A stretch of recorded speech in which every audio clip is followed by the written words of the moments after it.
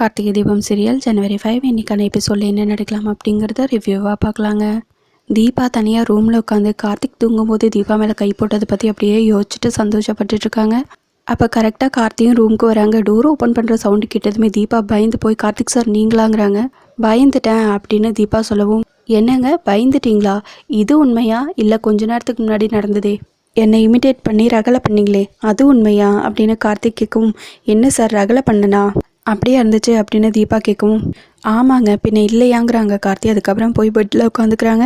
Sorry sir கொஞ்சம் ஓவராக பண்ணிட்டேனா அப்படின்னு தீபா கேட்கவும், இல்லைங்க நல்லா தான் இருந்தது. உண்மையை சொல்லணும்னா நம்மளை இவ்வளோ கூர்மையாக ஒருத்தர் கவனிக்கிறாங்கங்கும் போது ரொம்பவே சந்தோஷமாக இருக்குங்க அப்படின்னு கார்த்திக் சொல்லவும், என்ன ஒருத்தரா ஹலோ அப்படின்னு தீபா சொல்லவும், கார்த்தி சுற்றி சுற்றி பார்த்துட்டு, என்னங்க ஃபோன் கீது பேசுகிறீங்களா? ஓ சரி சரி கோவப்படுறீங்களா? அதான் டோன் எல்லாம் மாறி இருந்துச்சா? சரி சரி அப்படின்னு கார்த்திக் சொல்லவும், என்ன ஒருத்தருன்னு யாரோ மாதிரி சொல்கிறீங்க, நான் உங்கள் ஒய்ஃப் தானே அப்படின்னு தீபா சொல்லவும், என் புருஷன் தான் நினச்சி கண்ணு காது இதெல்லாம் ரசித்தது ரொம்ப தப்பாக போச்சு அப்படின்னு வாய்க்குள்ளேயே முணங்கிட்டு இருக்கவும், என்னங்க என்ன பேசிட்டு இருக்கீங்க, கொஞ்சம் சத்தமாக பேசுங்க கேட்க மாட்டேங்குது அப்படின்னு கார்த்திக் சொல்ல, ஒன்றும் இல்லை சார், நான் இந்தளவுக்கு உங்களை கவனிச்சிருக்கேன்ல, நீங்கள் என்னைக்காவது ஒரு நாள் இந்த மாதிரி என்னை ரசிச்சிருக்கீங்களா அப்படின்னு தீபா கேட்கவும், ஏன் இல்லை நிறைய வாட்டி நாங்களும் உங்களை ரசிச்சிருக்கோம், விட்டா உங்களை விட நல்லாவே பெர்ஃபார்ம் பண்ணுவோம் அப்படின்னு கார்த்திக் சொல்லவும், சார் எப்போ சாருங்கிறாங்க தீபா? நான் தூங்கிட்டு இருக்கும்போது பேசிகிட்டு இருந்தீங்கள அதை தான் சொன்னேன் அப்படின்னு கார்த்திக் சொல்லவும், தீபா அப்படியே சிரிக்கிறாங்க. அதுக்கப்புறம் கார்த்தி அப்படியே தாடியில் கை வைக்கவும், எனக்கு தாடியில் கை வைக்கிறது கூட கொஞ்சம் பயமாக இருக்குது அப்படின்னு சொல்ல, சார் அந்த மேனரிசம் பிடிக்க போய் தானே நான் அந்த மாதிரி நடிச்சு காட்டினேன் அப்படின்னு தீபா சொல்லவும், அப்படியா சரி சரி அப்படின்னு ரெண்டு பேரும் பார்த்து பார்த்து சிரிச்சுக்கிட்டே இருக்காங்க. பேக்ரவுண்டில் ஒரு சாங்கும் ஓடிட்டுருக்கு.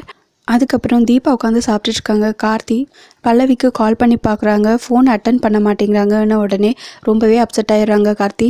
இது என்ன ஃபோன் ரிங் ஆகிட்டே இருக்கே, நம்ம ஃபோன் இல்லையே, ஒரு வேளை ஆனந்த் இது ஃபோனை வச்சுட்டு போயிட்டாரோ அப்படின்னு மீனாட்சி திரும்பி பார்க்குறாங்க. அங்கே என்னடானா பல்லவியோட ஃபோன் ரிங் ஆகிட்டுருக்கு. அதை பார்த்ததுமே பயந்து போய் இப்போ என்ன பண்ணுறது அப்படின்னு யோசிச்சுக்கிட்டே இருக்காங்க. கார்த்தி திரும்பவும் ரூம்குள்ளே வராங்க. ஏங்க நீங்கள் சாப்பிட வரல? நீங்கள் போங்க நான் வரேன்னு தானே சொன்னீங்க, அதுக்கப்புறம் ஏன் வரல அப்படின்னு கார்த்திக் கேட்கவும், இல்லை சார் நம்ம ரூமில் தண்ணி வரல, அதனால் அங்கே இருந்த திங்ஸ் எல்லாத்தையும் நம்ம இந்த ரூமுக்கு ஷிஃப்ட் பண்ணிகிட்டு இருந்தேன், அதில் கொஞ்சம் லேட் ஆகிடுச்சு, அதனால தான் சார் வரல அப்படின்னு தீபா சொல்லவும், எனக்கு நீங்கள் வரலனது ஒரு மாதிரி ஆயிடுச்சுங்க, எல்லாரும் வேற வந்துட்டாங்க, அங்கே நீங்கள் மட்டும் இல்லைன்னதும் அம்மா ஏதாவது சொல்லிடுவாங்களோன்னு பயந்து போய் தான் உங்களுக்கு நானே ஃபுட்டை ஆர்டர் பண்ணி இங்கே அனுப்பிச்சி வச்சேன் அப்படின்னு கார்த்தி சொல்ல, தீபா சாப்பிட்டுட்டு இருக்காங்க. அதுக்கப்புறம் ஏன் சார் ஒரு மாதிரியாக உட்காந்துட்ருக்கீங்க, என்ன ஆச்சு, ரொம்ப டீப்பாக திங்க் பண்ணிகிட்ருக்கீங்க அப்படின்னு தீபா கேட்கவும், என்னன்னு தெரிலங்க பல்லவிக்கு கால் பண்ண ஆனால் அவங்க எடுக்கவே இல்லை அப்படின்னு கார்த்திக் சொல்ல, சார் கண்டிப்பாக எடுப்பாங்க, அவங்க ஏதாவது வேலையாக இருந்திருப்பாங்க அதனால தான் எடுக்கலைங்கிறாங்க தீபா. அதுக்கப்புறம் திரும்பவும் கார்த்திக் கால் பண்ணுறாங்க பல்லவிக்கு. மீனாட்சி மெதுவாக ஃபோன் எடுத்துக்கிட்டு தீபாவோட ரூமுக்கு வராங்க. அங்கே கார்த்திக் உட்காந்துட்டு இருக்கிறத பார்த்ததுமே, கார்த்தி வேற இங்கே இருக்காரே என்ன பண்ணுறது அப்படின்னு யோசிச்சுக்கிட்டே வெளியிலேயே நின்றுட்டுருக்காங்க. தீபாவை பார்க்குறாங்க. வெளியே வா தீபா அப்படின்னு சைகையிலேயே காட்டுறாங்க. தீபாவும் அதை புரிஞ்சுக்கிட்டு வெளியே போகலாம் அப்படின்னு எந்திரிக்கவும், எங்க சாப்பிட சாப்பிட எங்கே போகிறீங்க, பேசாமல் உட்காந்து சாப்பிடுங்கிறாங்க கார்த்தி. தீபா வேற வழியே இல்லாமல் திரும்பவும் உட்காந்து சாப்பிட்டுட்டே இருக்காங்க. மீனாட்சி வெளியே வெயிட் பண்ணிட்டு இருக்காங்க. பாருங்க திரும்பவும் பல்லவி ஃபோன் அட்டன் பண்ணவே இல்லை அப்படின்னு கார்த்தி சொல்லவும், அந்த மேஜிக் இண்டஸ்ட்ரீஸ் ரொம்பவே பல்லவியோட வாய்ஸை தான் எதிர்பார்க்குறாங்க, அவங்க வாய்ஸ்க்காக தான் இந்த கான்ட்ராக்டையே ஓகே பண்ணியிருக்காங்க, அவங்க வேற முதல்லையே பாட முடியாதுன்னு சொல்லியிருக்காங்க, இப்போ என்ன பண்ணுறதுன்னு ஒன்றுமே புரியல அப்படின்னு கார்த்திக் சொல்லிட்டு இருக்கோம். சார் நீங்கள் எதுக்கும் வரி பண்ணிக்காதீங்க, கண்டிப்பாக பல்லவி பாடுறதுக்கு ஒத்துப்பாங்க, நீங்கள் எதுக்கும் வருத்தப்படாதீங்க அப்படின்னு தீபா ஆறுதல் சொல்லிட்டு இருக்காங்க. அதுக்கப்புறம் மீனாட்சி உள்ளேயே வந்துடுறாங்க. தீபா உங்ககிட்ட முதுகு வலிக்கு ஒரு தைலம் வச்சிருப்பேல, அந்த தைலம் இருக்கா, எனக்கு வேணும் அப்படின்னு மீனாட்சி கேட்கவும், இதோ கை எடுத்து தரேன் அப்படின்னு சொல்லிட்டு வேகமாக தீபா கையை கழுவிட்டு அந்த தைலம் எடுத்துகிட்டு வந்து இந்தாங்கக்கா அப்படின்னு சொல்கிறாங்க. சரி கார்த்தி நான் தீபாவை கொஞ்சம் என் ரூம் வரைக்கும் கூட்டிகிட்டு போட்டுமா அப்படின்னு மீனாட்சி கேட்கவும், சரியா நீ கூட்டிகிட்டு போங்கங்கிறாங்க கார்த்தி. அதுக்கப்புறம் தீபா மீனாட்சி ரெண்டு பேரும் சேர்ந்து மீனாட்சியோட ரூமுக்கு போகிறாங்க. அங்கே பல்லவியோட மொபைல் வாங்குறாங்க தீபா கார்த்தியை திரும்பவும் ஃபோன் பண்ணிட்டோம், நீ எதுவும் ஃபோன் பண்ணாத அப்படின்னு சொல்லவும், இல்லைக்கா அவர் ஏற்கனவே ஃபோன் பண்ணிகிட்டே இருக்காரு, அவர் எப்போ ஃபோன் பண்ணாலும் நான் எடுக்கிறதே இல்லை, சிச்சுவேஷனும் அதை மாதிரியே அமைஞ்சிட்ருக்கு, அவர் அதுக்காக ரொம்பவே ஃபீல் பண்ணிகிட்ருக்காரு, நான் பேசாமல் கால் பண்ணியே பேசிடுறேன் அப்படின்னு சொல்லிட்டு தீபா கார்த்திக்கு கால் பண்ணுறாங்க. கார்த்தியும் அட்டன் பண்ணி பேசுகிறாங்க. ஹலோ பல்லவி அப்படின்னு சொல்லவும், கார்த்திக் சார் சாரி சார், நீங்கள் எப்போ கால் பண்ணாலுமே என்னால் அட்டன் பண்ண முடியாத சுச்சுவேஷனாக இருக்குது, நீங்கள் எதுவும் தப்பாக எடுத்துக்காதீங்க அப்படின்னு சொல்லவும், இல்லைங்க இதில் தப்பாக எடுத்துக்கிறதுக்கு என்ன இருக்குது, நீங்கள் திரும்பவும் என் கம்பெனிக்காக பாட முடியுமா அப்படின்னு கேட்க, ஏன் சார் திரும்பவும் ஏதாவது அந்த சிதம்பரத்துக்கு கூட போட்டியா, திரும்பவும் ஏதாவது அவர் உங்ககிட்ட சேலஞ்ச் பண்ணியிருக்காரா அப்படின்னு பல்லவி கேட்க, கார்த்தி அப்படியே ஒரு செகண்ட் யோசிச்சு பார்த்துட்டு ஆமாங்க அப்படிங்கிறாங்க. நீங்கள் எதுக்கும் worry பண்ணிக்காதீங்க சார், நான் உங்கள் கம்பெனிக்காக பாடி கொடுக்குறேன், நான் உங்கள் கம்பெனிக்காக மட்டும்தான் பாடுவேன் அப்படின்னு சொல்லவும், சிதம்பரம் ஏதாவது உங்களை காண்டாக்ட் பண்ணாரா அப்படின்னு கார்த்திக் கேட்க, ஆமாம் சார், திரும்ப திரும்ப கால் பண்ணிக்கிட்டே இருக்காரு, கண்டிப்பாக அவர் கம்பெனிக்காக நான் பாட மாட்டேன், உங்கள் கம்பெனிக்காக கண்டிப்பாக பாடி தருவேங்கிறாங்க. அதை கேட்டதுமே கார்த்தி ரொம்பவே ஹாப்பியாகி, இதை நான் எப்படி உங்ககிட்ட சொல்கிறதுன்னு இருந்தேன், நீங்கள் ஏற்கனவே பாட மாட்டேன்னு வேற சொல்லியிருந்தீங்க, இப்போ என்னடானா எல்லா விஷயத்தையும் நீங்களே சொல்லிட்டீங்க, எனக்கு ரொம்பவே சந்தோஷமாக இருக்குது. அது மட்டும் இல்லாமல் நீங்கள் என் கம்பெனிக்கு மட்டும் பாடணுங்கிறதெல்லாம் இல்லை, நீங்கள் எல்லா கம்பெனிக்குமே பாடணும் அப்படின்னு கார்த்தி சொல்லவும், இல்லை சார், நான் இப்போதைக்கு உங்கள் கம்பெனிக்காக மட்டும் பாடுறேன், என் பிரச்சனை எல்லாமே சால்வ் ஆனதுக்கப்புறமா நான் மற்ற கம்பெனிக்கு சேர்த்து பாடுறேன் அப்படின்னு பல்லவியாக இருக்கிற தீபா சொல்லவும், நீங்கள் எனக்காக பாடுறது ரொம்பவே சந்தோஷந்தாங்க அப்படின்னு கார்த்தி சொல்ல, சார், என் வாய்ஸுக்கு ஒரு அங்கீகாரம் வாங்கி கொடுத்துருக்கீங்க, அதுக்கு நன்றி கடனாக தான் நான் இதை பண்ணுறேன் அப்படின்னு சொல்லவும், சரிங்க, ரொம்பவே தேங்க்ஸ்ன்னு சொல்லிட்டு கார்த்தியும் ஃபோனை கட் பண்ணிடுறாங்க. அதுக்கப்புறம் மீனாட்சி, என்ன தீபா எல்லா விஷயத்தையும் நீயே வாண்டடாக சொல்லிட்டியே அப்படின்னு கேட்க, ஆமாக்கா, இதே மாதிரி அந்த பல்லவி விஷயத்தையும் சொல்லிட்டா ரொம்பவே நல்லா இருக்குங்கிறாங்க தீபா. அதுக்கப்புறம் கார்த்தி ரூமில் வெயிட் பண்ணிட்டுருக்காங்க. தீபா ரூமுக்கு போகிறாங்க.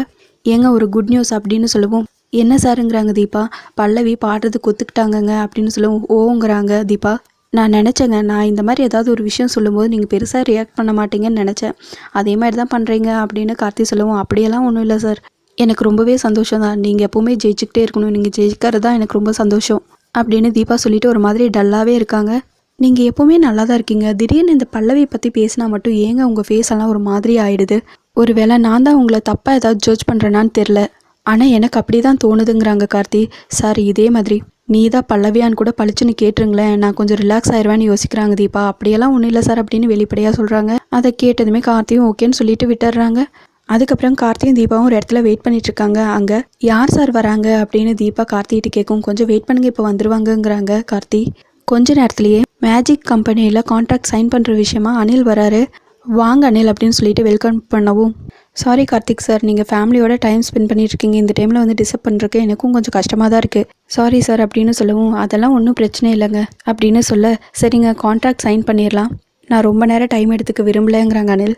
சார், அதுக்கு முன்னாடி எனக்கு ஒரு சின்ன கிளாரிஃபிகேஷன் வேணும், அதான் சிதம்பரம் பல்லவியை வச்சு பாட வைக்கிறேன்னு சொன்னார்ல, அது என்ன ஆச்சு அப்படின்னு கேட்க, சார், எங்கள் கம்பெனிக்கு சிதம்பரம் கூட நிறையவே டச் இருந்தது, ஆனால் அவரால் பல்லவியை வச்சு பாட முடியாது, ஓடுற குதிரையில் தானே பணத்தை கட்ட முடியும், அதனால் இந்த கான்ட்ராக்ட் உங்களுக்கு தான், எம்டிஏ அதை உங்களுக்கு கொடுக்க சொல்லிட்டாரு, பல்லவி தான் நீங்கள் கேட்குறப்போ வந்து பாடுறேன்னு சொல்லிட்டாங்கல்ல, அதனால் இந்த கான்ட்ராக்டை எம்டி உங்ககிட்டயே கொடுக்க சொல்லிட்டாரு, சைன் பண்ணிடுங்க சார் அப்படின்னு சொல்லவும், கார்த்திக் வாங்கி சரின்னு சொல்லிட்டு சைன் பண்ணுறாங்க. அதுக்கப்புறம் அனில் அங்கேருந்து கிளம்பிடுறாங்க.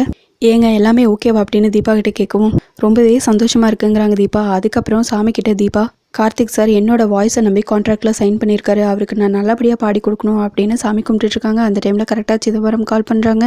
என்னம்மா தீபா, ரொம்பவே மெதப்பில் இருக்க போல இருக்கு, கான்ட்ராக்டில் சைன் பண்ணியாச்சுங்கிற ஒரு தைரியத்தில் இருக்கீங்களா, அதோட முடிஞ்சதுன்னு நினச்சிட்டு இருக்கீங்களா, இன்னும் அதோட முடியல, நீ அங்கே இருக்கும்போதே என் கம்பெனிக்காக உன்னை பாட வைக்கிறேன் பாரு அப்படின்னு சிதம்பரம் சொல்லவும், என்ன மிரட்டுறீங்களா, உங்களால் முடிஞ்சதை பார்த்துக்கோங்கிறாங்க தீபா.